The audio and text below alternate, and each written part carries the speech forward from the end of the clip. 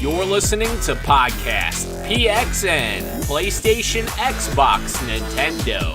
Let's do this. What's up, guys? Welcome to Podcast PXN, episode 119. I am one of your hosts, Daniel Prindle, aka Dan is DTM on Twitter, and I'm joined over Discord by the Nintendo aficionado Roshan at Roro, the host of Large Popcorn and video essayist Christian Macias at ISO Christian, and the Canadian Spartan Gage at Gilbo Biggins. Welcome, everyone. Only 301 episodes until episode 420. Hell yeah. Nice. Let's go. Ro, you surprised me. I like it. You're going to get me shut down, Ro. That's illegal here. Oh, no. I'm sorry. I'm kidding. I don't even smoke. Thank you to everyone joining us live and participating in the chat. Just as a reminder, we are live each and every Wednesday at 8 p.m. Eastern Time on YouTube. Just search Podcast PXN and you will find us there, as well as twitch.tv/podcastpxn and Twitter as well.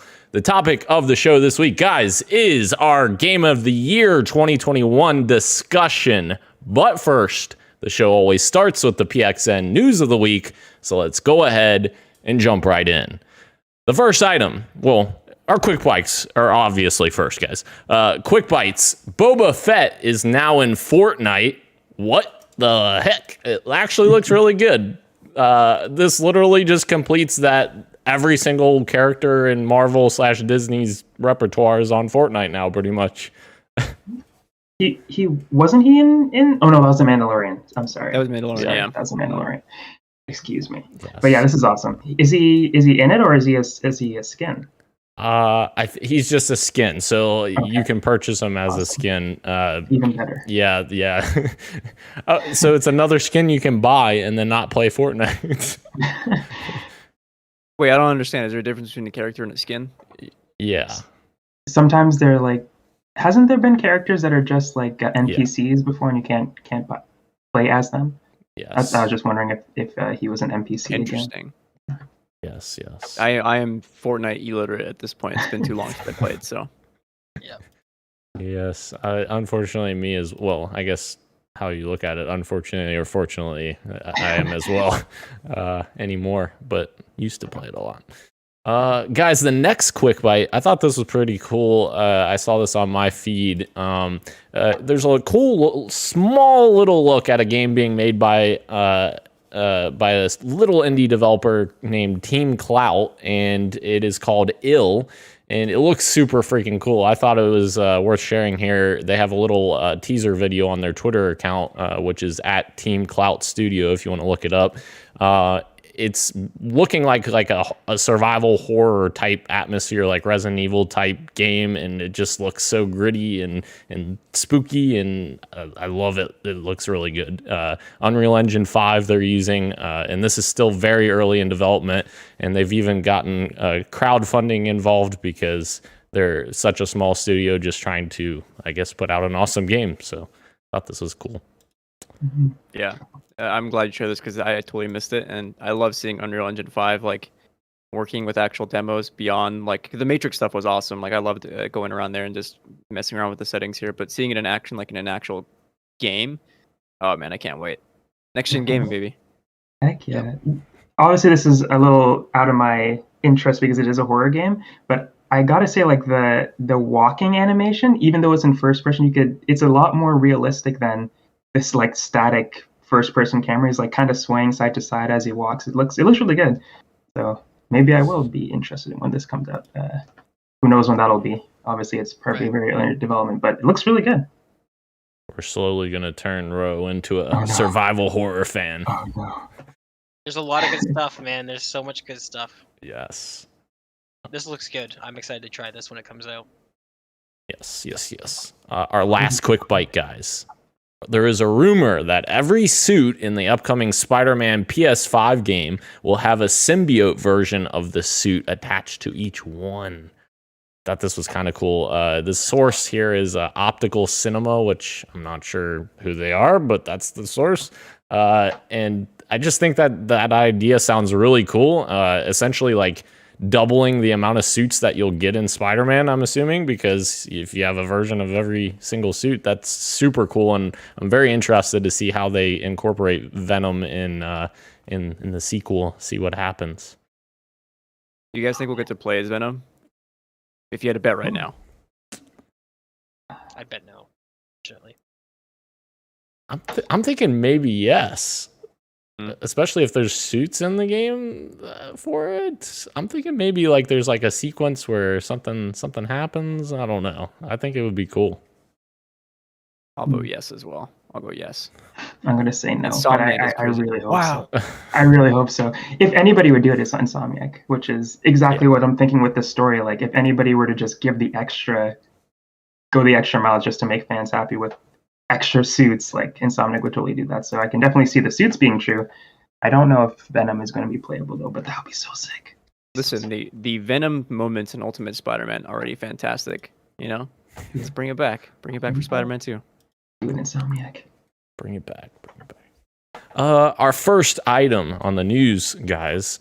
Remedy and Tencent are apparently partnering to develop a co-op multiplayer game codenamed Vanguard. I'm assuming this is going to be in development alongside Alan Wake 2, which is interesting. Apparently, this game will be developed with the Unreal Engine for both PC and consoles. And while Remedy will develop and publish the game for most of the world, Tencent will localize it for selected Asian markets and will cover any localization costs. It's currently a proof of concept phase, and the game's development budget up to the first year of live operations will be in the range of a typical Remedy AAA game budget. My question to you guys, are you guys interested in a Remedy project that is multiplayer? I know Remedy has pretty much a deep history in single-player, more action-focused games in that realm. So I was kind of curious what your guys' thoughts were. Christian, if you want to start, what do you think of this Remedy team up here? I'll try anything Remedy does. Like, that team is so like unique and unafraid of just trying things, even if they don't always work. Like, for example, Alan Wake. I was really enjoying most of what that game was doing, but I found the gameplay just a bit too old for my taste at this point. Like, it's kind of an older game, so I ended up just like going diving deep into like reading everything online about all the manuscripts.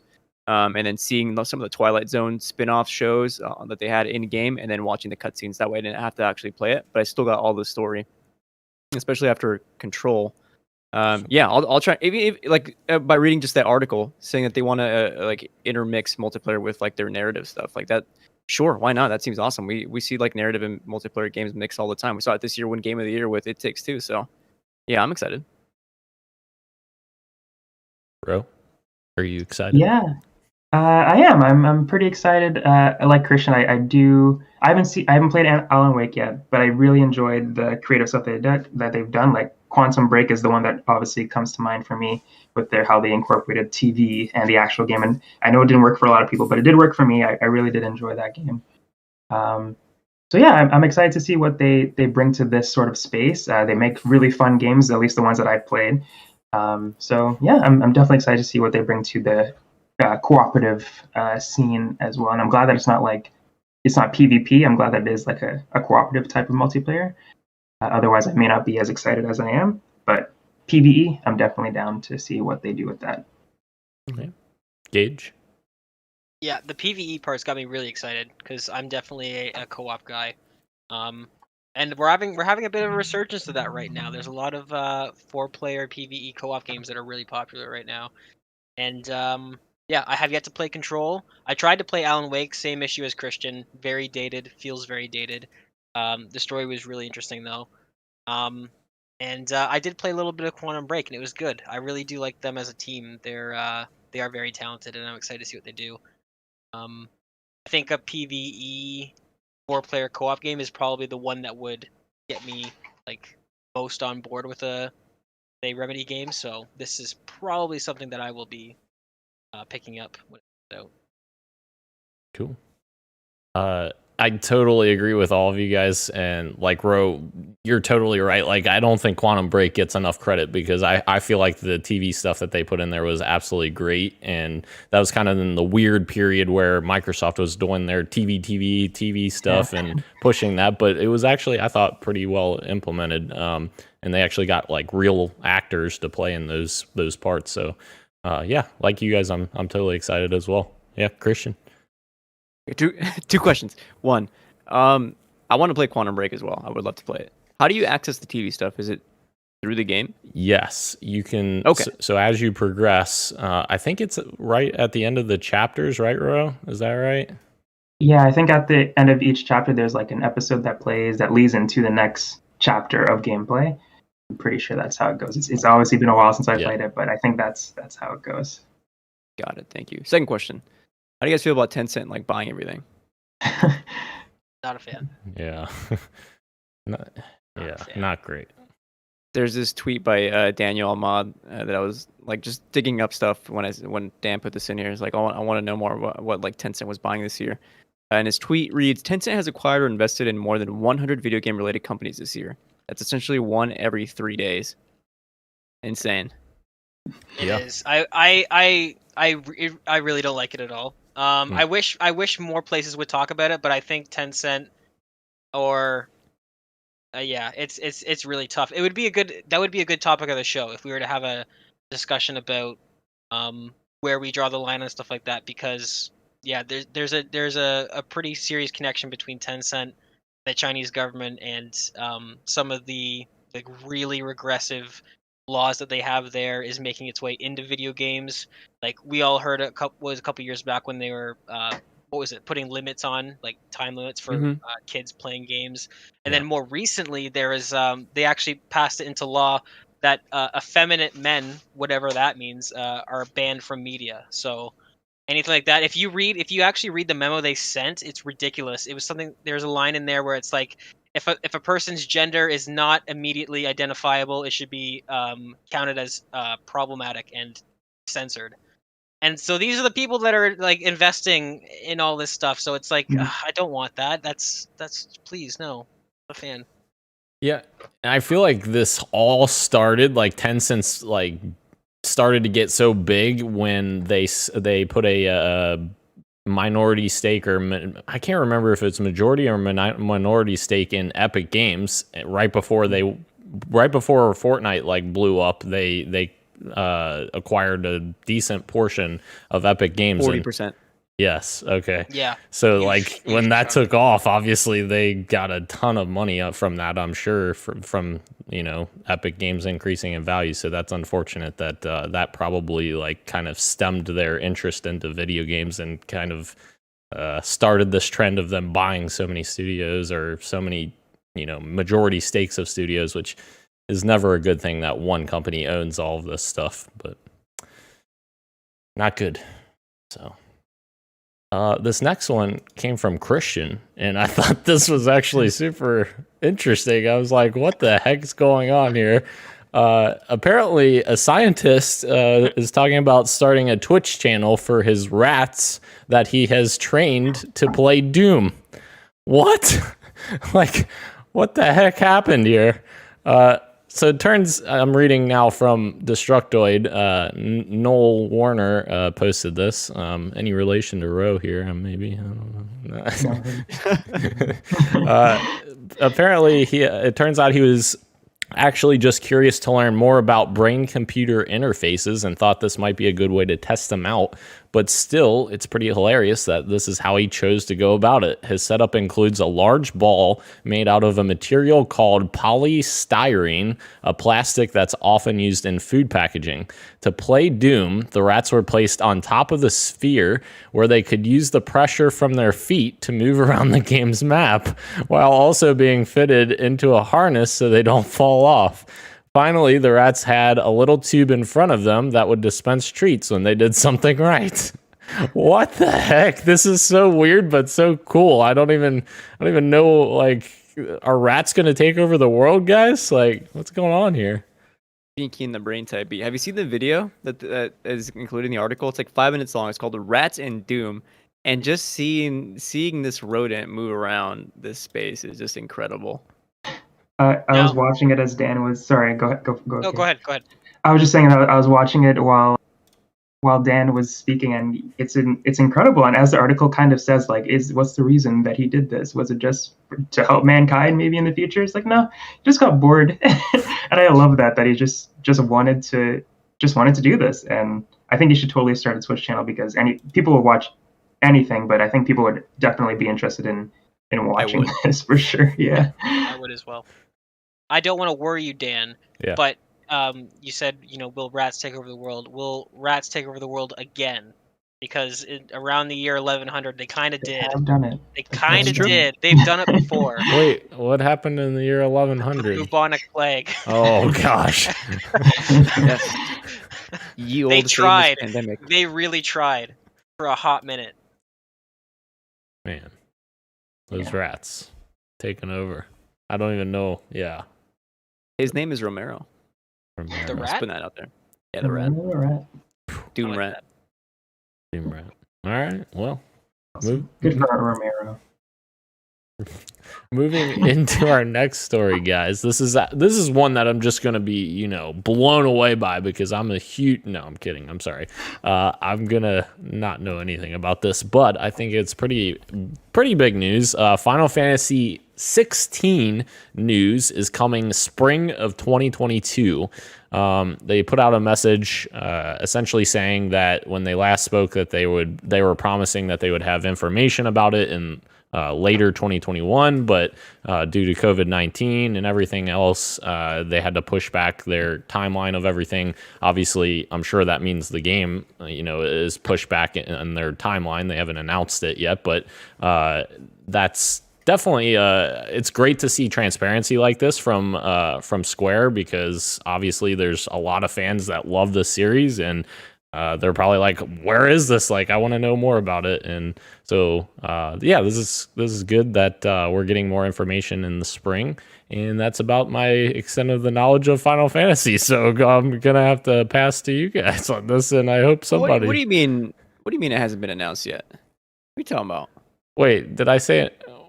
Wait, or shown off? Wait, am I confused? Wait, You might be. Yeah, there was a trailer. oh, never mind. I told you I don't know much about Final Fantasy. Me either, but I'm really excited for this one. The trailer they showed off for it, like, I don't know, the narrative notes hit for me. The setting really hit for me. It seems more less magic-y. I mean, there's still like a lot of magic stuff in it, but it still seems like also focused on like the people and like that, like, almost like Witcher-esque setting, but not quite Witcher. But like as always, take your time if you need it. Obviously, COVID, huge impact on the games industry. We're seeing that happen with plenty of games, so not surprising. And yeah, as always, like, it's okay. Like, just take your time. As long as these devs aren't crunching, I'm okay with another delay. Yep. Yeah, I'm excited for Final Fantasy 16 as well. I loved 15. That's the one with the boy band, I'm pretty sure, right? Yes. Love 15. That was great. Obviously, love Final Fantasy 7 Remake. So yeah, I'm excited for another Final Fantasy, and what they did show up did seem like up my alley. So yeah, definitely excited. Take your time. I trust you guys. Square Enix, I think, has been doing really good, with the exception of Marvel's The Avengers. But everything else, I think they've been knocking out of the park as of late. So take your time. I'll never play this game in my life, but I hope that you guys enjoy it. I hope you enjoy K-pop Simulator. What is it? Final Fantasy, right? Yes, whatever. I hope you guys. K-pop Simulator is the other game. The Pokemon type game. Yeah. Said the science whatever. kid as during the Game Awards. Yeah, no, I don't play Final Fantasy, but is this the final one or? Oh no, never. No. I don't even know Final Fantasy, and Does anyone know off the top of their head what number game this is? Like, it's called 16, but does anyone know what number it actually is? Probably in the 20s, right? It's in the 20s for sure. Yeah, It's gotta be. High 20s. Wasn't there like a 14-2 or a 14-3 or something like that? 13. 13 is the one that had all those numbers. Yeah, 13. Check Lightning it out. I'm gonna Returns. Google. Yeah. Oh my god! Hey, Oh, is it really let everyone guess. Nobody Google this. Okay. Legit. Okay, have an hands actual up. guess. I'm gonna guess. I'm gonna guess there's 32 Final Fantasy games. I feel like that's even a low number. I'm gonna guess based on your reaction. I'm gonna guess 55. I'm gonna search it up now. I'm gonna say 36. Okay, how much is it?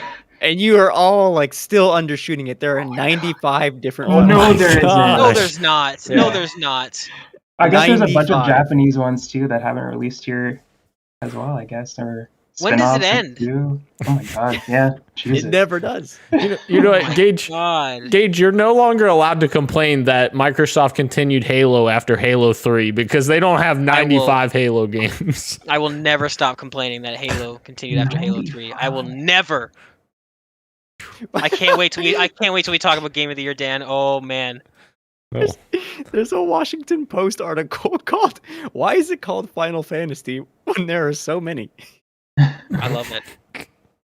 All right, I'm done. I'm done. It's the never Final Fantasy. Right. All right, guys. Moving into our next story, Riot Games is set to pay $100 million after reaching a settlement over a gender discrimination lawsuit.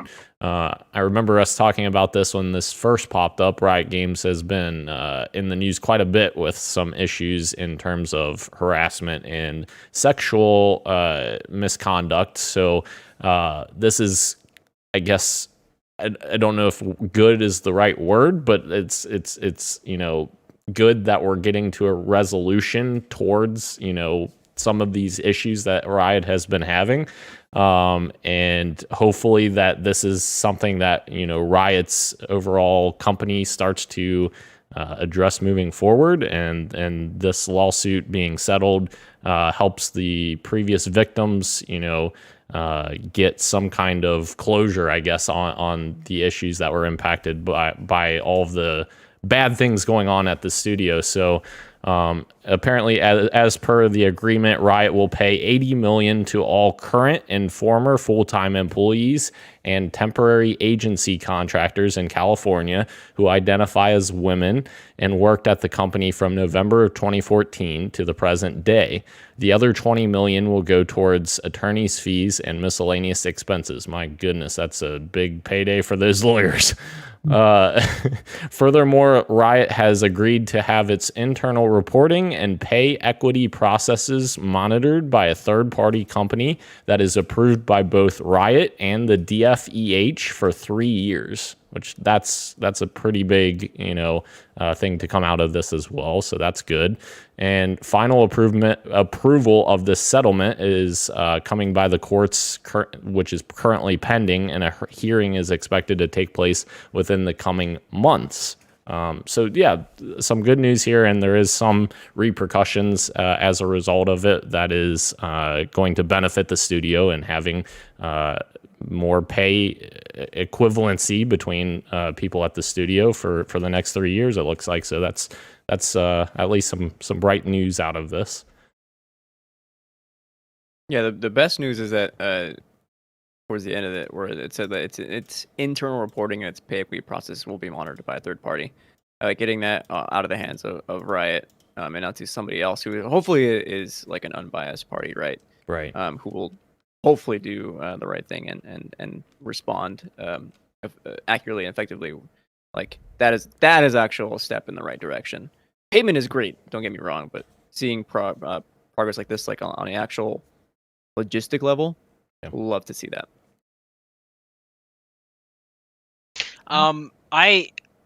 I love this because it involves a P word. And do you know what the P word is, boys? Pay? Precedent. Oh, yeah. Precedent. Activision, you're next, all right? This is $1/10 billion. This is not a small settlement. So all of the fucking weirdos in power at these companies that for some reason can't act like normal human beings, like this is what's coming. And Activision wants to, bring in their biased third party. They don't want an unbiased third party to evaluate them. This is what happens. $100 million. It's not a small settlement. I'm very happy with this, and hopefully the ball keeps on rolling because The most frustrating part of all of this is that it's really not that hard to just talk to people like they're people and treat people like they're people. It's really not that hard. Yeah, it's exhausting. We've got Keurig Craft in the chat saying it's the last one, I promise. Haha. I don't know what the heck you're talking about, Keurig, but Final Fantasy. Yes. Okay. Yeah. I was confused. It's the There's last also one. There's 90 Sonic games, and What? that means Final Fantasy has more games than Sonic. And I know Sonic has a lot of games. I didn't think it was 90, but I didn't. For some reason, that wasn't surprising. You said 90 Sonic games, and I didn't even bat an eye. It's just that Final Fantasy is numbered, and it's not at 90 yet. No, it's not even close. It's not even close. Oh my god. So I love weird. that me and Gage were like, yeah, it's got to be in the 20s somewhere. Yeah, I was like Not high even 20s, close. 28, 29. Jesus. Before we close this story out, guys, I just thought this was kind of cool. I actually know someone who I went to school with at my college, and he actually announced on Facebook like a week and a half ago that he is starting at Riot Games starting next year, which I was like, dang. And I think they're based out of LA because he said he was going to work there pretty much right after I got back from the Game Awards. So I was like, I messaged him, hey, congratulations. And then he messaged me back, how was your flight from LA? I was like, oh, Wow. not great. I don't want to talk about that. Yeah. So maybe we'll have an inside source there. I could maybe be like, hey, how's it going over there? Oh, except I just divulged that info, but they don't know who I'm talking to. They don't know who it is, you know? No, It can be anyone. Moving into the last story, guys. This is a little bit of a somber story, but the great John Madden has passed away, which is you wouldn't think of as like necessarily a video game news story, but obviously his name is all over the biggest sports franchise of all the video games out there, arguably. So obviously Madden is such a big deal, and it's very sad that he just unexpectedly passed away, supposedly, and obviously he lived a full life. He's 85 years old, but he had such an impact on the NFL and video games, like sports video games, like the fact that his name was on there, and like there's a lot of things that people don't know about him that he like inspired positive change for as well. Like, for instance, he was the one that brought it to EA to say like, hey, we need to address like concussions in the video games. Like, we need to make this, more representative of like what's actually happening here, like to acknowledge this head injury and not just say, oh, it's a head injury. What is that? Like, and I did see, I'm not going to call anyone out or anything, but I did see some people on Twitter just blasting John Madden and saying like just some nasty things about him, like the day he passed away. And I'm just like, they were basically calling out how the NFL handles concussions and serious head injuries. And I saw a great response from someone, I can't remember who it was, but he posted John Madden was one of the biggest proponents against, concussions in the NFL. Like, there's broadcasts of him from the 80s and 90s of him saying like, this player has a concussion, they shouldn't be going back in the game. Like, the coaches should not be allowing him to go back in the game. Like, he says that on the broadcast. Like, that's something that if you did that nowadays, I'm sure the NFL would be going down their throats of the commentators that are saying those things. So like that's such a important thing to like take away from this. Like, the NFL is not a perfect company at all, and they make billions upon billions of dollars, and it is arguable whether they care about the players or not. But John Madden was not, the NFL. He was a big icon in the NFL, but he was not he's not the NFL. So like, yes, a sad day for him and his family. So I just thought that was something to kind of memorialize him, as someone who fought against, things that the NFL don't seem to care about as much. So.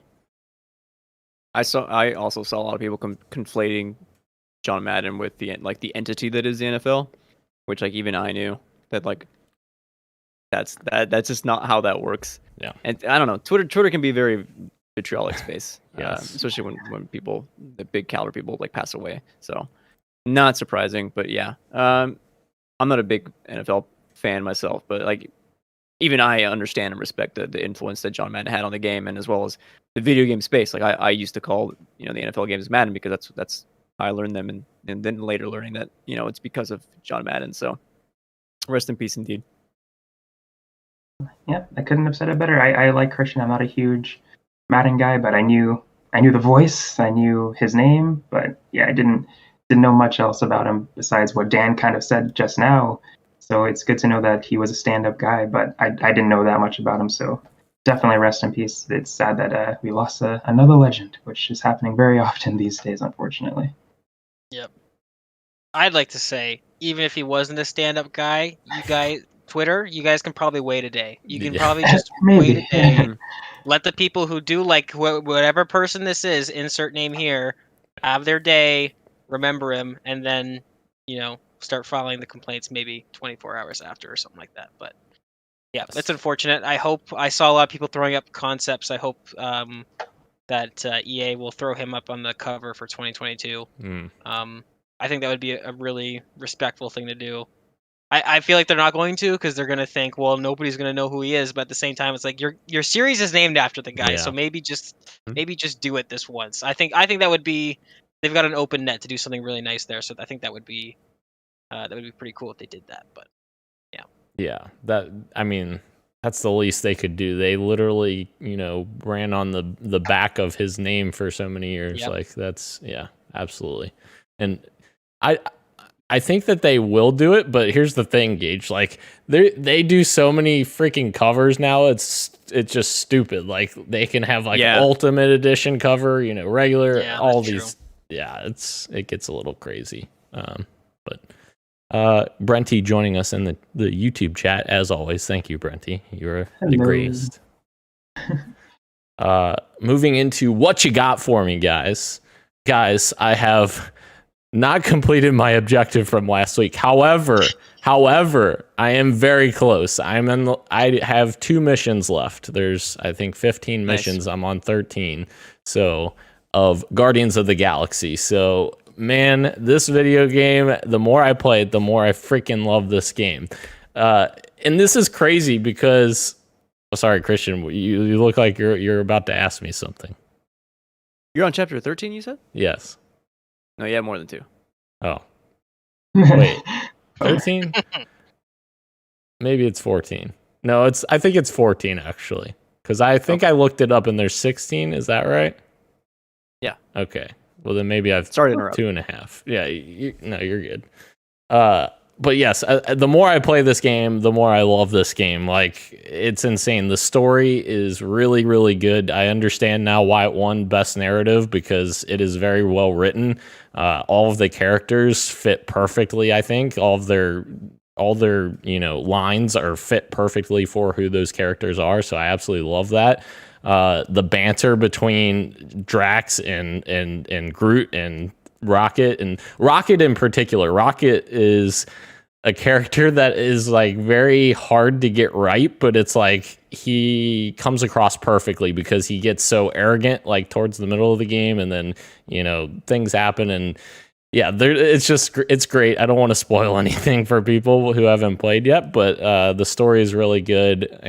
Even the gameplay, like I remember when we were first seeing like this revealed, like the gameplay reveal of this game, and I was like, all right, this almost looks like a Time Splitters like game, like it's on rails essentially, like your targeting system kind of looks like that. I'm like, I don't know that I'm gonna like this, but then actually playing it doesn't feel like that. It's way different. Obviously the targeting system is something where you snap to targets, but like that's where the similarities end in terms of that. Like there's so much depth to the gameplay with all the abilities that you can use with all the Guardians. You command all the Guardian's abilities and your own abilities, which gets a little chaotic at times, I will admit, but like I love that so much because it's so unique. Like every ability does something very specific, and like you're fighting certain bosses and you need certain abilities to stop them, and certain, elements to stop them, like,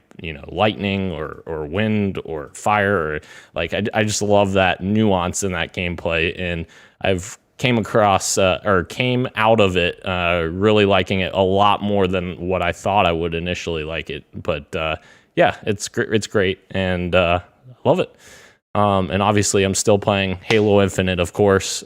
Played with Gage and Ro this weekend. Still waiting for Christian to, join us on that. But Come on, man. Just kidding. But no, we were killing it. Ro was killing it. Gage was killing it. Not as much as me though. Well, a little bit more. No. Ro, killing it is an overstatement for me, by the way. I was not killing it. You were doing good. Thank you. Ro, what what I would? You know what? Oh, sorry. Oh, sorry. No, sorry. Go ahead. You know what I was doing while you guys were playing Halo? What were you doing, Christian? Ranking the From Software games. Oh, as you should. That sounds like fun, actually. Yeah. Does it though? I love ranking things. What was at your number one, if you don't mind me asking? Unless that's a surprise for a video essay in the future. No. Yeah. My number one is Sekiro. Nice. Yeah. That's one of the Dark Souls, or the Soulsborne game that I actually want to try as well, besides Elden Ring, but definitely want to try that one too. For great things. For what I've got for you guys is absolutely nothing besides Halo Infinite, as Dan alluded to. I played a bit of multiplayer, but besides that, I have not played anything. Just disappointment for you all. I apologize.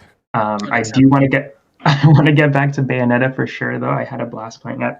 Just haven't had the time to get back to it. So hopefully by next week I will have either beaten it or got a bit deeper into it. Yeah, and I really wanted to beat Eastward by the end of the year. Don't think that's going to happen in the next 2 days. But maybe, who knows? But yeah, those are the two games I want to get back to, Eastward and Bayonetta right now. Christian, what you got for me? Amazing. Yes, I, like many others, took advantage of the Epic Games sale with their $10 coupon, which I found out is not a $10 coupon for your total cart. It's for each item in your cart that's over $15. Dang. So I was like, wait, hold on, wait a minute. Yeah. I can buy 3 games for $40. Are you kidding me? So I did, and I bought Inscription. Haven't played it yet, although I want to get to it. I will probably in January. What I have been playing, however, is Battlefield 2042, and let me tell you, everybody is wrong. The game works. The game works just fine. Is it kind of ugly? Sure. Am I having fun? Yes, and that's what matters. Playing the Bad Company 2 maps and the Battlefield 3 maps for $30, amazing. Playing the new maps for the same amount of money, I don't know. Having fun with my friends, yeah, I can't put a price tag on that. I've been having tons of fun. Had no issues with it, so I've been enjoying my 8 to 10 hours of 2042. Sorry for you guys who haven't. I'm sorry. I've also been playing Naraka Bladepoint, and if you're unfamiliar with Naraka, it is a hero shooter, but instead of using guns, it's all about swordplay. So different kinds of katanas, great swords and stuff, with a heavy emphasis, hero shooter battle royale, with heavy emphasis on movement. So you're collecting materials, you're getting grapple points, and then you'll see other players who are squatting up, and you get into these epic sword fights. You can use abilities with each character that you're using. And that first day, nothing but dubs with me and my friend. And then we got ranked and put into actual matches. And it's there are some sweats in this game I had no idea about. There's these 2 characters in particular that are behind paywalls. And my friend's like, dude, let's throw some money in. And it's okay, I spent $6 on Naraka, so why not? Maybe I'll put $10 in and get one of these characters. But I refuse.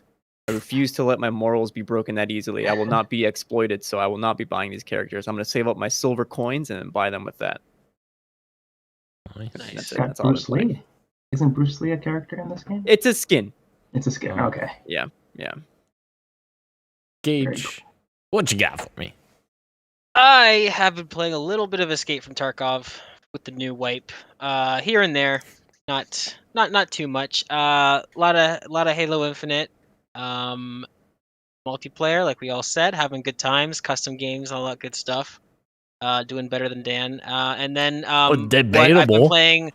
what I've been playing a lot of is Hades. Still. How many weeks has it been since I brought up that I played Hades for the first time? 3 weeks, 4 weeks, 5 weeks? I don't know. Like 5 or 6. Yeah, I was gonna say it's getting up there. Still playing it like just as much as I was when I started falling into it. Like I love this game. I absolutely adore this game. It's so good, and I'm not gonna keep talking about it because I've said this like 6 weeks in a row now. So it's fine. It's good. I forget. Have you beaten Hades? You've beaten it at least once, right? So when I updated you guys like 3 weeks after I started playing it, I beat it once. At this point, I've beaten it 7 or 8 times now. Wow. I'm going through. I want to get, because I know that there is something that I don't know about the ending of the game, but there's an item that you get from that thing that happens afterwards, and I'm waiting to get that item from it, and it still hasn't happened. I was just reading the nonsense going on in the document. Yeah, no, it's good. It's so good. It's really, really good. The gameplay is perfect. It's I would call it perfect. Perfect. Wow. Yep. You're perfect. I guess I gotta play Hades. You haven't played Hades? No. I can't say anything. Man. I didn't play it until this year. Can't say anything. Me either. All right. Well, maybe someday. Maybe. Moving in to our topic of the show, guys. Game of the year. Uh-oh. What happened? Just Top of the excited. show. Game of the year 2021. I thought it would be good for us to pick our top, 3 to 5 games of the year, and then at the end we can kind of talk about what our favorites were, and then maybe we come with this consensus. I don't know if we will be able to, or like if we'll have enough crossover to get there, but we'll find out. We'll see. So the first one I'm going to talk about, guys, Resident Evil Village. This video game was real good, and I've already seen it on maybe someone else's list here, but it is a great video game. It is literally what I didn't think that Capcom would be able to do after Resident Evil 6. Like, Resident Evil 7 was great, obviously, and it was great for what it was, but it was a relatively different game than Resident Evil 6, and Resident Evil 8 kind of continues that. However, it kind of harps back to like the original series, like Resident Evil 4, Resident Evil 3 or 2. So like I absolutely loved Village, and like the variety of the enemies, and just the survival horror aspect, and just the weirdness that comes with a Resident Evil game. Like I loved all of that stuff, and it was all put together in a beautiful package. Like, this game is actually a really beautiful video game. Like, it's incredible what Capcom's been able to do with their engine over the years. So I'm very, very intrigued to see the future of this franchise, and I did not expect to continue to love Resident Evil as much as I do now after the disaster that was Resident Evil 6. So very happy that they've kind of righted the ship now and put out a couple of really, really solid Resident Evil games, and possibly get a Resident Evil 4 remake very soon. Ooh, I'm waiting. Yes.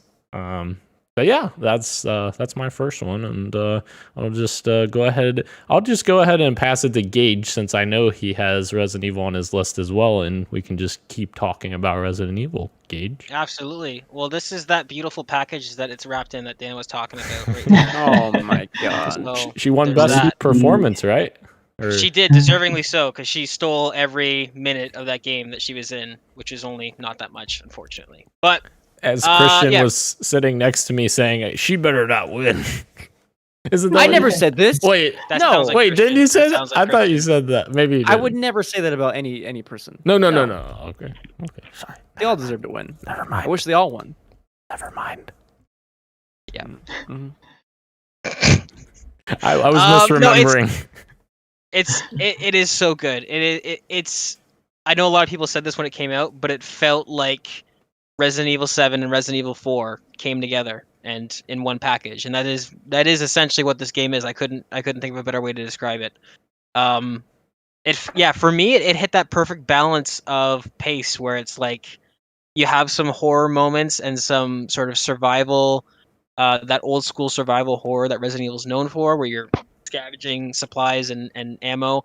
And then you also have that new age Resident Evil, which is Resident Evil 4 onwards, where it's very action heavy and all that stuff. And this managed to do both of those things perfectly. So yeah, I really enjoyed Resident Evil Village, and I think it's probably one of my favorite Resident Evils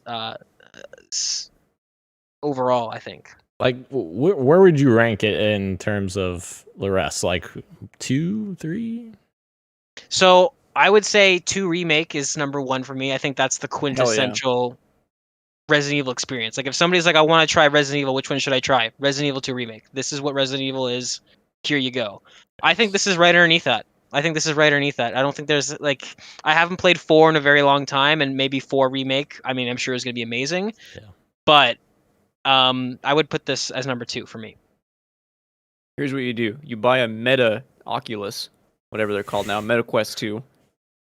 You buy Resident Evil 2 in VR, Resident Evil 4 VR. I don't want to. I want to play it. I want to play it normally. That's fair. I stopped playing it because I wanted to play it normally too, but I thought about it and I got very hyped when they announced that, but I was like, I'm gonna play this for 30 minutes and then wish that I could sit down with the controller. So I'm just gonna wait until that happens. You can play sitting down. It tells you. It does. I'm just saying. I feel like I'm in the same boat. I kind of just want to play Resident Evil 4 Remake. I think I tried to play it again on this gen, and I was like, all right, this doesn't quite hold up as well as I remember, so I'm just going to wait for the remake. Keurig Craft says in the chat, I just bought Resident Evil Village just today, bought it used, looking forward to playing it. It is a great game. You will not be disappointed. You're in for a treat, my friend. Yes. Is it on sale? Because I haven't played it either. I wasn't that high on 7, so if you're looking for it on Steam, almost certainly they've got their big winter sale going on. Smart man. So Ro and Christian, I have no idea what your lists are, so whichever one of you wants to go next. Please. Okay, I will go. I'm trying to decide which one I say first. My first one, I'll do one that I don't think is on anybody's list. Everhood. And that was an indie game that I played at the beginning of the year, and it wears its Undertale influences on its sleeve. It's very obvious that it's taking inspiration from that game. I do think it stands alone, like as its own unique tale, and it deals with, or it talks about death and accepting what comes after, if anything. But the gameplay is the real treat. Where every time I talk about it, I think the only way that I could best describe it is psychedelic beat battles. I like to use the analogy or use the image of, you all know Guitar Hero, the strip of like the guitar riff, or I don't even know what to call it, like the lanes that you would usually see, how the beats are coming towards you that you have to hit on. In this game, the beats are coming towards you, but you have to dodge them. The enemies, sort of. Your opponent is on the opposite side of you, and then they're sending a bunch of obstacles your way, and instead of trying to hit them on the beat, you're trying to... But while that's going on, there's a bunch of crazy, like, beautiful, intense visual stuff going on. That's what I've seen in any game, let alone maybe gaming, honestly. But it's just beautiful art that's happening at the same time that can be distracting, but also really nice to look at the same time. But the gameplay is super tough. The accessibility options are there, though, so you can like dumb it down a bit if you just want to experience the story and just look at the pretty colors. I ended up getting the good ending on my first playthrough, but that only filled me with more morbid curiosity of what's to happen if it chose the opposite stuff.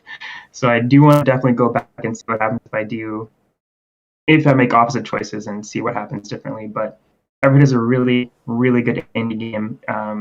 So if anybody out there likes indies, I would definitely suggest it. If anybody out there likes Undertale and you're looking to hold you over until Deltarune Chapter 3 comes out, definitely check out Everhood. So yeah, it's a fantastic game. And I'm surprised that I'm still... Yes, yeah. I'm so surprised I'm still so high on it after it came out in March, I think, March or February. And I'm still thinking about it. So I had a blast with it. Nice. Another game that's always pretty much on sale pretty often. Yes. I've seen it on sale a few times. Christian, what is on your list? If you're attuned to my Twitter, Of course, 3 weeks ago, I put out a small article titled "My Top Games of 2021." You may have seen it, you may have skimmed it, you may have missed it altogether. All of those totally fine. Um, so I will start with my number 5 pick here from reading from the blog post. Steph Gingrich Gang, Rise Up. My number 5 pick is Life is Strange: True Colors. Wow. I describe this game as Gilmore Girls, the video game, not just because of its setting, but because each of the characters feels like warm, like I'm playing, like I'm. It's like video games. It's a cup of coffee with video games, and everything revolves around Alex Chen and the emotions she feels as she traverses the events that I don't want to spoil in the town. I almost said Haven Springs. It's not Haven Springs. It is Haven Springs. Yeah, it is Haven Springs. But more so than the actual like minute-to-minute gameplay, it's those like small moments of reflection that the game like purposely places at certain moments where you have to just sit there and think about the moments that like you just experienced through the lens of Alex. That like really stood out for me in this game. What are we laughing at? Everyone's giggling. I'm just okay. reading. Yeah. I didn't even have the doc. Okay, everyone's like laughing at tomfoolery happening in the Google Doc as I talk about Alex Chen's life. It's fine. You described it as Gilmore Girls video game. I'm in, sold. Yeah. Not great. actually though, because it's still full price, which is brutal. But I really want to play this. Rashan's been talking it up, and I was kind of already planning on playing it. But if you're saying it's Life is Strange Stars Hollow, I'm in. I'm all in. Dude, it's really good. The writing is like probably some of the best writing that I've seen this year. It's up there with like Guardians of the Galaxy type writing. And this is like standalone, right? This doesn't go with the other games, correct? I've only played Life is Strange 1, and this felt very much standalone. Okay. Cool. Steph is a returning character from a DLC from Life is Strange 1, I think, Before the Storm. Otherwise, totally you can play it on its own. Okay. My next one, guys, is a game that I just talked about in What You Got For Me, which is Guardians of the Galaxy. Obviously, everything I said in the What You Got For Me is absolutely still true. And while I haven't finished the game, I'm only, a couple missions from finishing it. I feel like I have a good enough grasp on it at this point to say, like, this is definitely one of my top games from this year. Like, again, the writing is phenomenal. The way that the characters interact with one another makes perfect sense, and it kind of does it in a way that's similar to the way the MCU handles the Guardians, but like in a way that's like different. Like, I know that sounds stupid that they're similar but different, but like it very much rings true, because I feel like, especially for Rocket in particular, because like in the Guardians movies, Rocket is obviously like very combative and stuff like that, but then he ends up, he's very, I guess lighter, in the MCU, whereas in the game he is much harder, I feel like, and much, grittier. Like, man, we need to do this, and it's like, I love that. Like, Rocket's just so direct and gets to the point. He's like, he makes his voice heard, which is fantastic. And Groot is just Groot. Like, I love that they just continue to ride the train of just him saying, I am Groot, but then like they play with that because Rocket can understand what he's saying, and so Rocket then manipulates like conversations based on, well, Groot said this. Well, how do we know Groot said this? Because nobody can speak Groot's language except for you, Rocket. So yeah, it's pretty great. I love the banter and everything. So very, very good video game. So Gage, what's your next one? My next one. So I've only got 3, and I'm just gonna update everyone on the order of things. So Resident Evil 2 was my second pick for Game of the Year. So my third pick is actually a game that came out at the very beginning, and unfortunately has fallen victim to that release schedule bias. But Hitman 3 was this year. It was January. It was right at the beginning of the year, and it was absolutely incredible. It had what I would consider the best Hitman level in all of Hitman, which was the Manor level. I think it's the second mission. That is the most well-designed sandbox level in Hitman easily, and maybe in any sort of game ever. And we're talking about a specific level for a sandbox style game. It is perfect. It is everything Hitman needs to be. And I just think that this game, I think it got done dirty because not only was it a complete game on launch, very few bugs. It had the always online thing, but again, that's something that the industry does. There's a lot of other games that are single player that do that, so I don't really hold that against it. I hate it, but a lot of games do that nowadays, so whatever. But not only was the game complete and it had a bunch of content to work towards, but IO has been incredible with this, bringing the maps from Hitman 1 and 2, not only just porting the maps over, but bringing all the content and putting it to this new engine. Yes. A lot of extra work that did not have to be done at all. And that was all ready to go for launch. Everything was ready to go for launch. Hitman 3 was incredible. A really great achievement by IO Interactive. I'm incredibly excited for their James Bond stuff, and I think that I was very sad to see them snubbed at the Game Awards because Hitman 3 was incredible, as I've just said. So Hitman 3 is my number 3 game of the year. Awesome. Just good stuff. I had a blast playing it.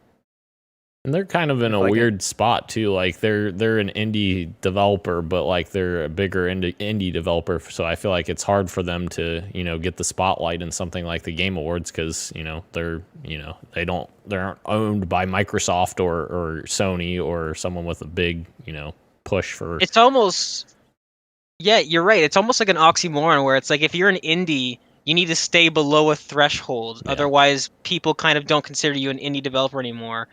But they are. They are an independent developer. This is an independent game, and it's awesome. It's incredible.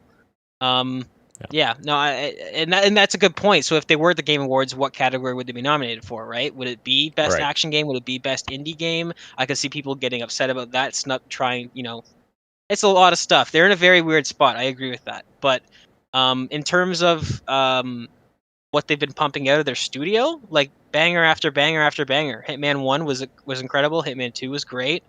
And Hitman 3 is just even better. If I can interject for a second. Yeah.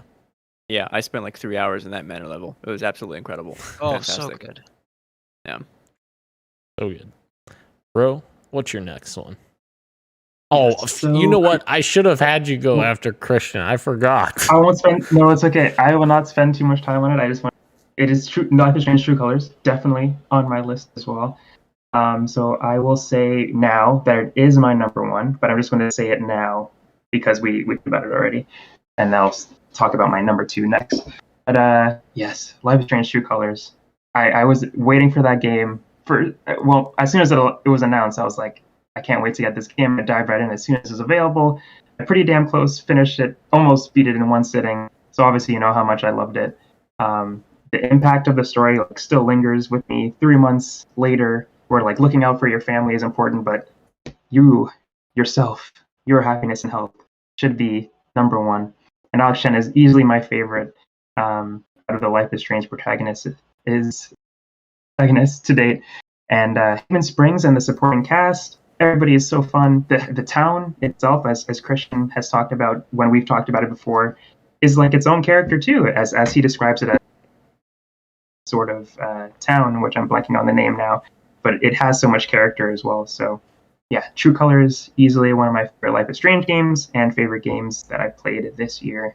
Easily. Love the story, love the characters. Love it so much. I still have to play the DLC too. I still have to play the Steph DLC. Oh, yeah? Yeah. Wait, isn't Steph the one that you guys love? Have a... Oh, yes. Okay. Stop. All right. Christian, what's your next one? Wait, what was Rose's second pick? I'll talk about. I guess. Yeah. Okay. I'll talk about it.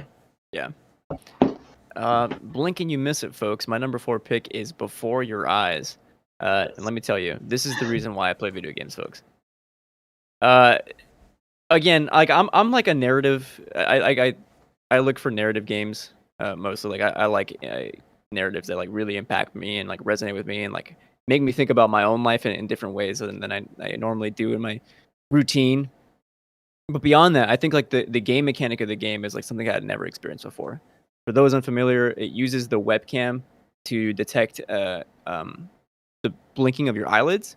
And that mechanic, every time you blink, you jump forward in time. So it could be a minute. It could be 5 minutes. It could be the next day. It could be 5 years. You just don't know.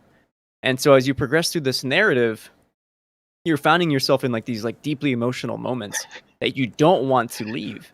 And so Dan, like I'm sitting there doing my best to stay in that moment because like I don't want to leave it. Like after that, it's gone. And I'm like fighting back tears because what's happening on screen is like so moving, and those tears are causing me to try and blink. And suddenly I'm blinking and I'm in the next scene, and like I'm having to fix my eyes, and I blink again and I mix the next moment. And I'm just like devastated at just like losing everything. And yet I think that's what makes it so special is that like these moments are so fleeting, and just having that reflect the way I look at my own life and what's important to me. Like truly one of the best narratives I've ever experienced. Nothing quite like this. And it was on sale. I picked it up for like less than $10 before your eyes. So good. Christian said it's so good. I played it based on his recommendation, and it is such a good game. You guys should definitely check it out. It's super cheap, even if it's not on sale. It's so good. It's such a good story, moving, so good. And it's short. It's like 2 hours. I did it in an afternoon. Yeah, it was super quick. But yeah, so good. I have to check that out. It almost sounds like a metaphor of life. Like you blink and there it goes. Like Yeah. That sounds really, really cool. How does it? I'm curious. How does it pick up with your glasses on? Did you have any issues with that, or there's a setting for that too? Okay, that's awesome. Cool. Moving to my next one, guys. Ratchet and Clank Rift Apart. It took me a long time to get this game finally completed this year.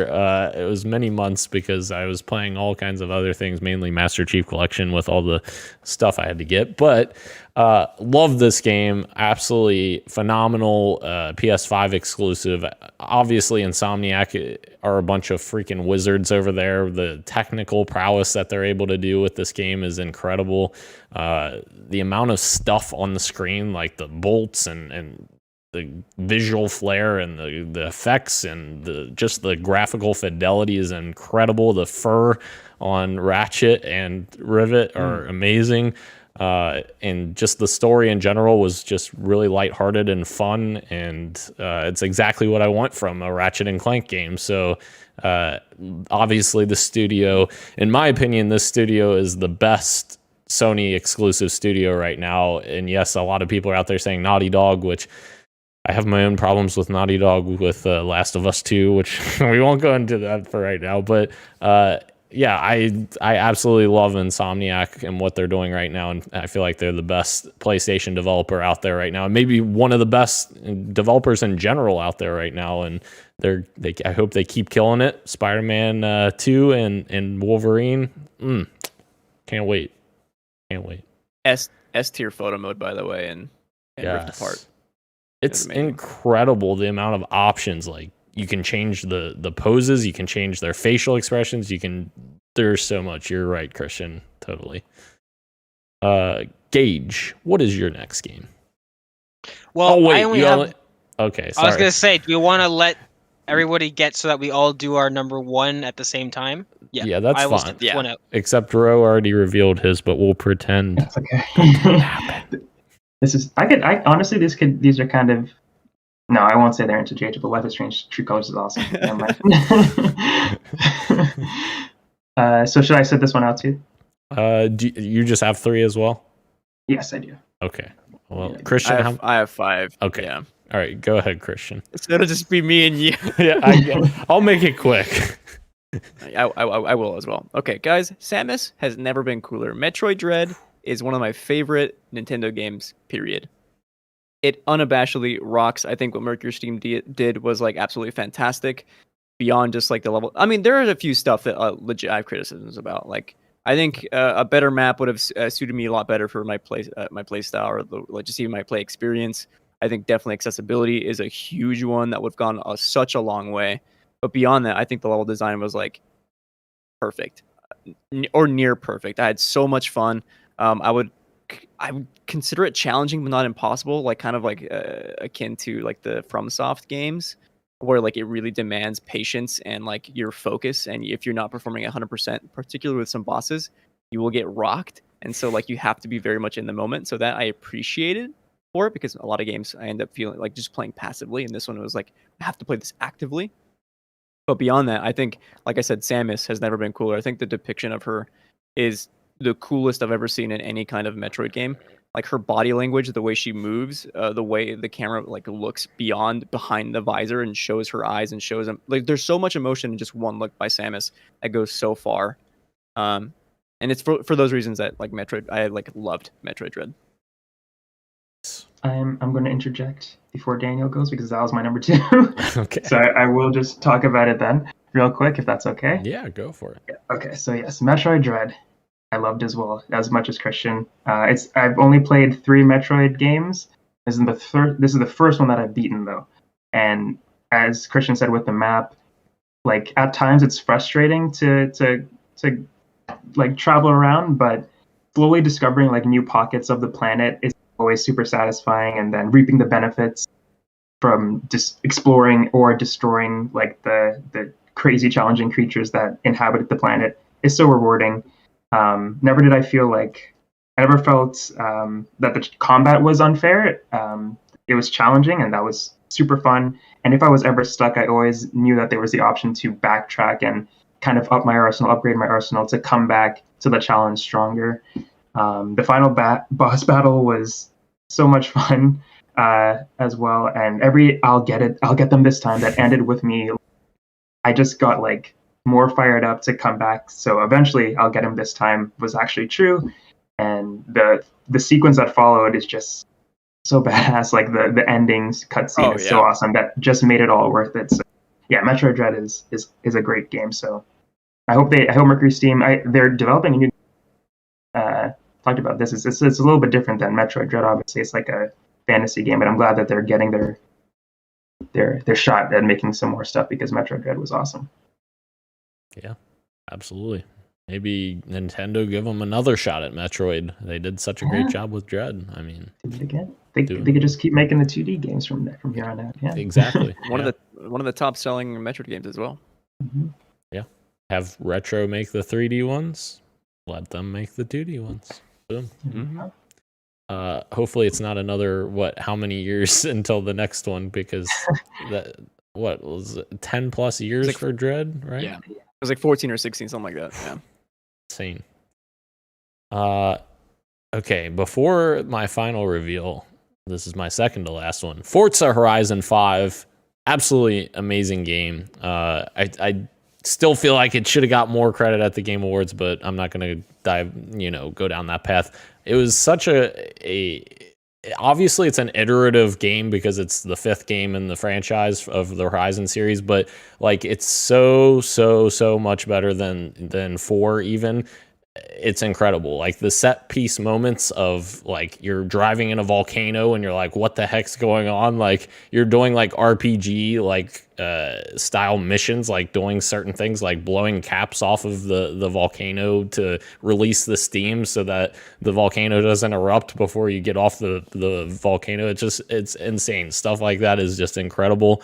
Like the amount of diversity in the map is incredible. Like you can go from the jungles in Mexico all the way up to the freaking volcano. Like there's literally no bigger difference in world variety than there is in this game, and it's absolutely incredible to see on screen. Like if Ratchet and Clank is the visual masterpiece for PS5, this is the visual masterpiece for Xbox, because it's just so gorgeous to look at, and it's great to play. And Playground Games continues to knock it out of the park. Like the last 3 Horizon games have been arguably phenomenal. Like I don't even know that it's arguable, but that it's phenomenal. And I cannot wait to see what they do with Fable and see how they enhance Fable and make it so much better. And yes, that team's just doing amazing work. So I will.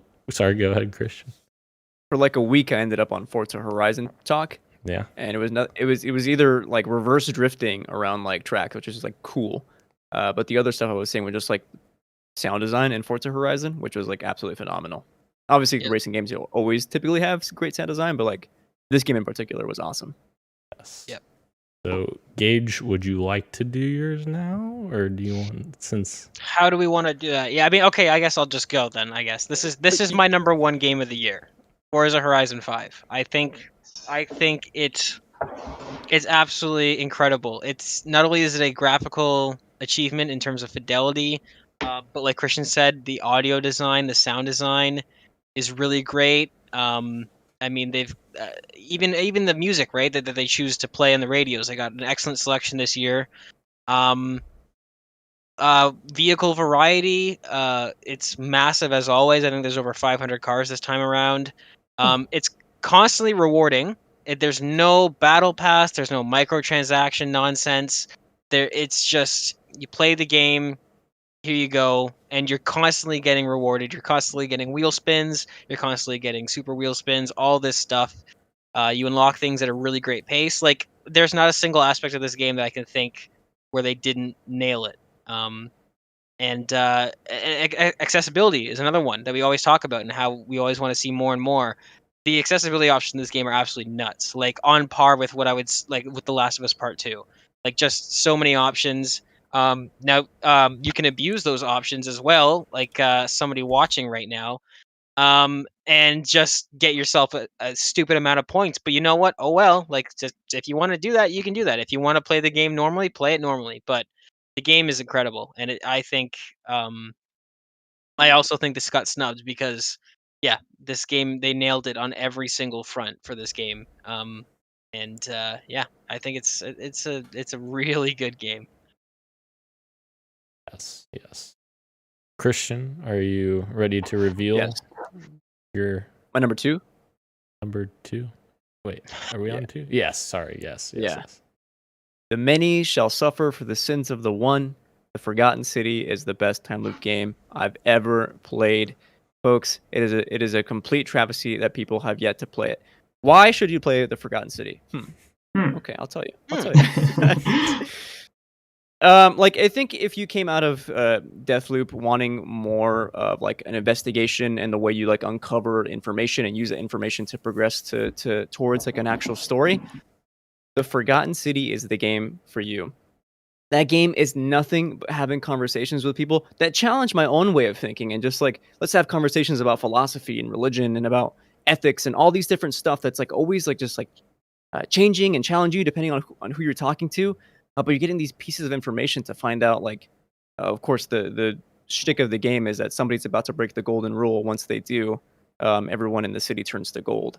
And so you have to find out who's about to break this rule via a time loop. And again, it's the way you uncover information and use it against or with other people, and you start to uncover the secrets and where the story goes. That like, it's probably my favorite narrative of the game, hands down. And I took like 5 pages of notes on Google Docs. Oh my god. And getting to that canon ending, and legit like jumping off of my couch and being like, "Yo, this ending is it. This is such a fantastic payoff." Play The Forgotten City. On Game Pass. On Game Pass. It is on Game Pass. That Game Pass. Powerful. Okay, actually, I know what your number 1 pick is, Dan. Okay. Can I go real quick just because I think Yeah. my friend is about to drop off a present for me and I might have to like dip for a second? Yeah. Thank you. Don't fear the Reaper, folks. Number 1, my number 1 pick, of course, if you know who I am, Sony Pony. My number 1 pick is Returnal. I think it's the best PS5 game to date. I think it's way more than the roguelike game that it's posed as. It's more than the arcade lineage of Housemarque. It's legit a fantastic sci-fi narrative that rips stuff from Alien, from stuff like Control, from Prometheus, and like wrapped up in like this like fantastic playing game with like incredible DualSense utilization.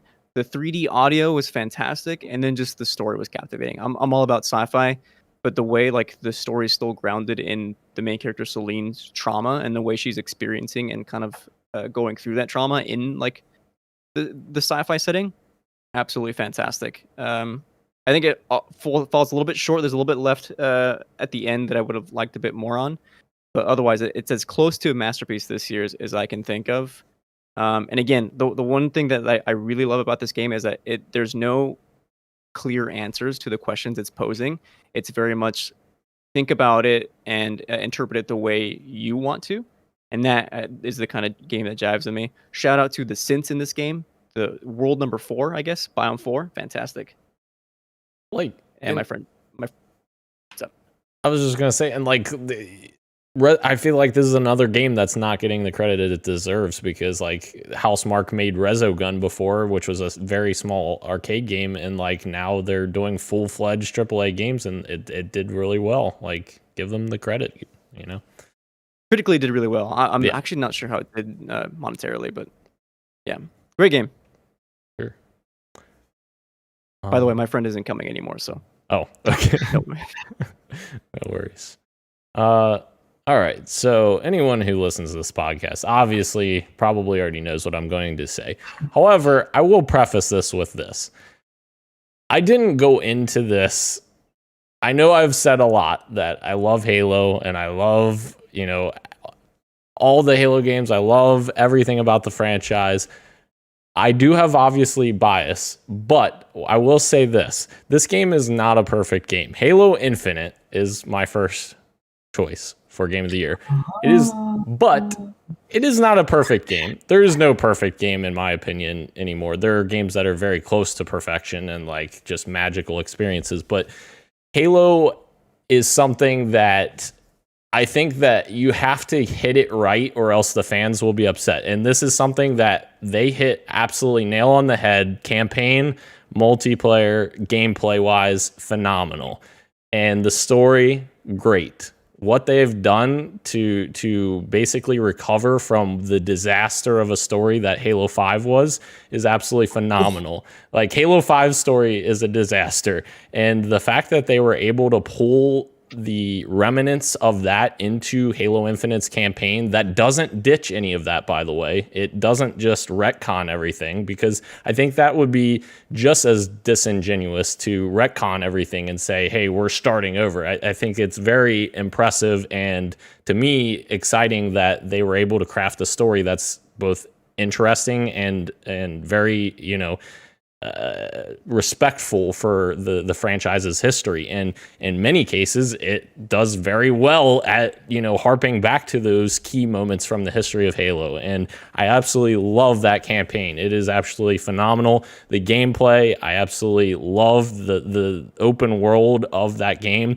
There are criticisms of it, you know, the variety of the open world could be better. You know, you could have different environments and stuff like that. That would be better. There's basically, Gage and I were talking about this the other night. There's basically 2 environments. You have the outdoor area and the indoor areas, and that's basically the extent of the environments. But like, it's so well done in terms of what you're doing in the world that it just doesn't even matter for me. And it's the longest Halo campaign we've ever gotten in terms of, you know, I spent probably 25 hours or so just collecting everything and doing all the side missions and doing all the main missions.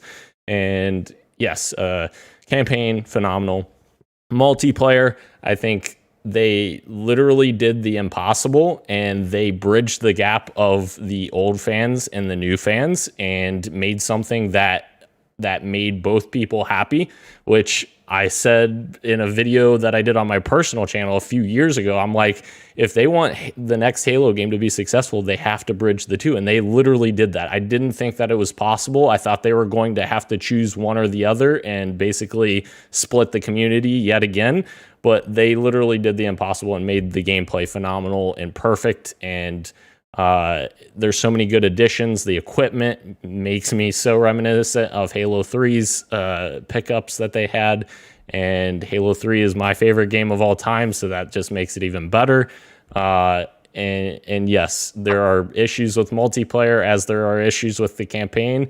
The multiplayer microtransactions aren't great. The prices are bad. They're way too expensive. There's a voice pack on there right now for a new AI that costs $20. That's way too much. Oh.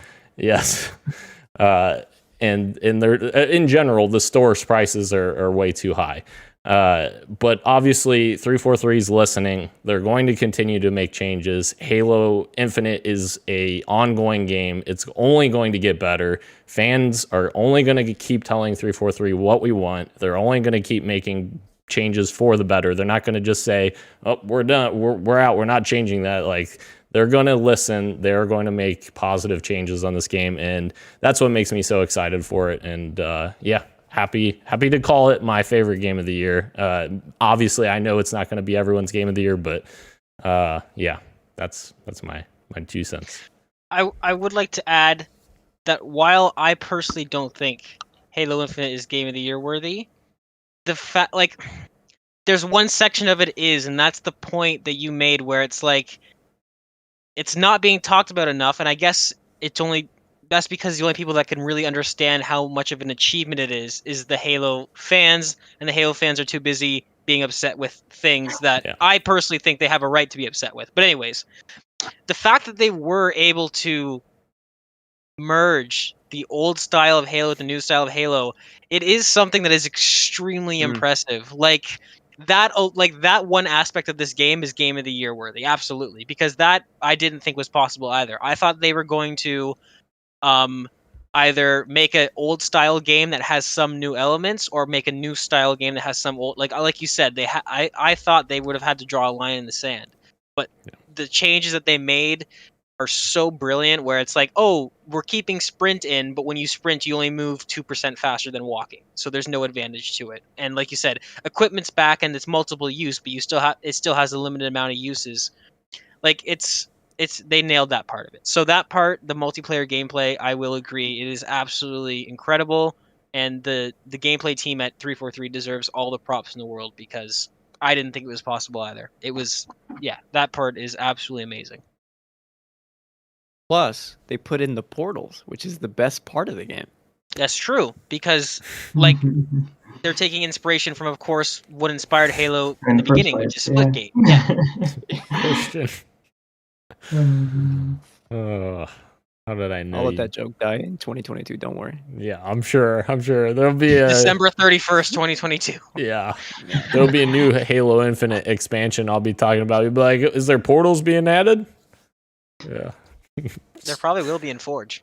Yeah, that's true. Teleporters. Oh, wow. Technically, teleporters are sort of portals, I guess. Kind of. If that happens, I'm in. Yeah. Christian, jeez. All right. Anything else, guys, before we close out the show? Good year for games. Really good year for games. 2022 is going to be even better. Yes. It's packed. Oh my god. I keep forgetting, not only do we have Elden Ring at the beginning of the year, we have Starfield as well. Yeah. I keep forgetting about that. I don't. It may get delayed. It may get delayed, but I have a feeling it's not going to be. And not just because I'm excited for it, because Fallout 76 really turned me off of Bethesda quite a bit. I think we should start a bet on that, if it gets delayed or not. I will go all in. Wow, how much you got? Actually nothing, because my cat eats rocks for fun. All right, well. It was a good year, and I'm really excited for 2022. I've got big hopes for Redfall. I'm very excited. Yeah. Also, I didn't get to talk about my most anticipated game. Spoiler alert: is Redfall. That's next week. Next week, yeah. You guys I watched the episode. You guys already did it, didn't you? Oh, did we do this already? Wait, most anticipated? No. Yeah. Oh, yeah, we did. We did that last week. Wait, did we? Yeah, you guys did. I watched it. That's true. I'm so confused. Because Dan said he was better than me at Halo. You're right. Dan said he was better than me at Halo, and that Rashan witnessed it firsthand, and Rashan still hesitated because he knows. I forgot. He knows deep in his soul, and he's nodding his head yes right now. Dan, do you see that? Do you see what's happening in the bottom right? Ro, don't pander to him at all. You know, I forgot next week's predictions. I forgot the timeline of where we're at here. Okay, so can I go? Can I quickly say my yes, okay. Redfall's number 1. I'm really excited for Redfall. No gameplay, no hype. Fuck you. I'm hyped. I'm hyped. I don't know what else is coming out. I don't know. I'm really excited for that. That's This guy. Okay. That's it. Dying Light 2, maybe. I'm still worried about it, but I'm interested to see if it turns out to be good or not. Also, Rosario Dawson, yes, please. I didn't know that she was a main character and a playable character. They kind of kept that hidden. Nice. Yeah. Very nice. All right. Redfall. I'm excited. Well, I have just one more thing to say. They fulfilled their promise. Halo Infinite is 343's Halo 3, despite what Gage says. It's not. Yes, it is. Thank you to everyone joining us live on YouTube, Twitch, and Twitter, as well as podcast services everywhere, including Apple Podcasts, Google Podcasts, SoundCloud, Spotify, and Stitcher. Thank you, Ro. Thank you, Christian. Thank you, Gage. I am Daniel, and this has been Podcast PXN, and we are out. Much love, and keep on gaming. Happy New Year, players. Keep on gaming, gamers. Experience.